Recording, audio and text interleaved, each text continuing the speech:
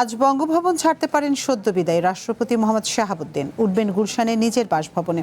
এরই মধ্যে গুলশানের বাসার পরিচ্ছন্নতা কার্যক্রম সম্পন্ন হয়েছে। শুক্রবার স্বাস্থ্যগত কারণে পদত্যাগ করেন দেশের 22তম রাষ্ট্রপতি মোহাম্মদ শাহাবুদ্দিন।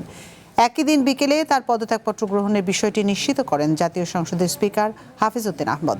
সংবিধান অনুযায়ী ভারপ্রাপ্ত রাষ্ট্রপতির দায়িত্ব গ্রহণ করেন স্পিকার। আগামীকাল বঙ্গভবনে অফিস করার কথা রয়েছে ভারপ্রাপ্ত রাষ্ট্রপতির। তবে জাতীয় সংসদ ভবন এলাকায় অবস্থিত স্পিকারের বাসভবনেই থাকবেন হাফিজ উদ্দিন আহমদ। সদ্য বিদায়ী রাষ্ট্রপতি আজ উঠতে পারেন গুলশানের নিজ বাসভবনে। সেখানে বাড়ানো হয়েছে নিরাপত্তা বাহিনী। বিস্তারিত জানাতে আমাদের সঙ্গে যোগ দিচ্ছেন সিউল আহমদ। সিউল, গুলশানের নিজ বাসভবনে কখন নাগাদ সদ্য বিদায়ী রাষ্ট্রপতি আসতে পারেন? সেখানকার পরিস্থিতি কেমন দেখছেন? সার্বিক নিরাপত্তা ব্যবস্থা কেমন সেখানে?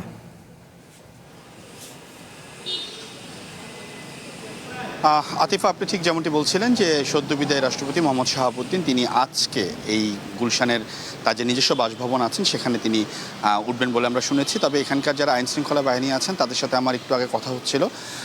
তারা আনঅফিসিয়ালি আমাদেরকে জানাচ্ছিলেন যে আসলে তিনি 12টা থেকে 12:30 নাগাদ এখানে চলে আসবেন।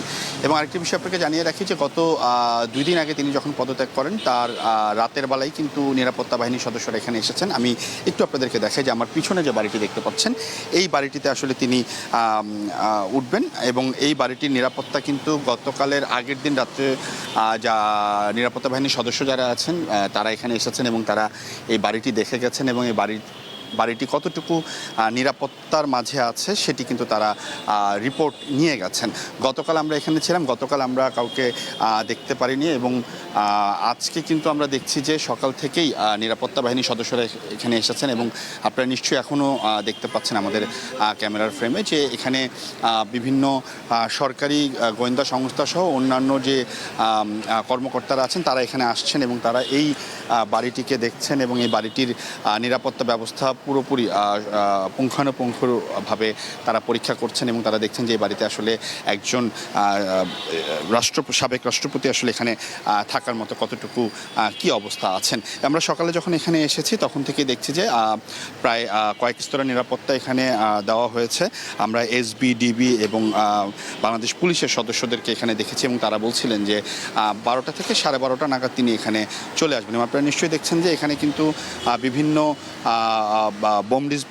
বোম ডিসপোজালের যারা সদস্য আছেন তারাও আসছেন এবং বিভিন্ন ধরনের নিরাপত্তা যে চেক করা হয় সেই সকল কিছু কিন্তু তারা নিয়ে এসেছেন এবং সেগুলো কিন্তু এখন এক এক করে নামানো হচ্ছে। আপনারা নিশ্চয়ই দেখতে পাচ্ছেন এই বিষয়গুলো আসলে এখানে এখন একদম চেক করা হবে এবং চেক করার পরে কিন্তু তারা আসলে একটি রিপোর্ট দিবেন কিংবা তারা এই রিপোর্টের ভিত্তিতে কিন্তু তারা আসলে বলবেন যে এখানে আসলে রাষ্ট্রপতি যেহেতু থাকবেন সেই নিরাপত্তা আসলে কতটুকু বৃদ্ধি করা হয়েছে। আমরা তাদের সাথে হয়তো পরবর্তীতে কথা বলে সেটি হয়তো আরও জানতে পারবো। আপনারা নিশ্চয়ই দেখতে পাচ্ছেন যে র্যাবের সদস্যদেরকেও কিন্তু আমরা এখানে দেখছি, তারাও কিন্তু এখানে এসেছেন এবং এই যে আমি কথা বলছিলাম একজন আইন শৃঙ্খলা বাহিনীর সাথে, তিনি আমাকে বলছিলেন যে এইখানে এখন থেকে আসলে সবসময় আইন শৃঙ্খলা বাহিনীর সদস্যরা থাকবেন এবং তার নিরাপত্তার জন্য একজন বিদায়ী রাষ্ট্রপতি আসলে যেই ধরনের প্রোটোকল পেয়ে থাকেন তার সব কিছু কিন্তু এখন থেকে দেওয়া হবে। এবং আপনারা নিশ্চয়ই দেখতে পাচ্ছেন যে এখানে ছোট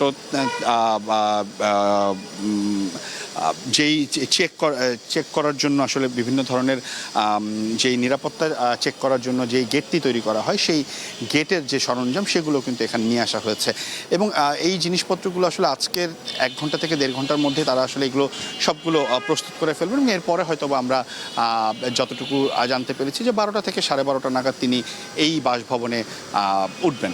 আতিফা, এই ছিল আমার কাছে সর্বশেষ তথ্য। ফিরে যাচ্ছে স্টুডিওতে আপনার কাছে।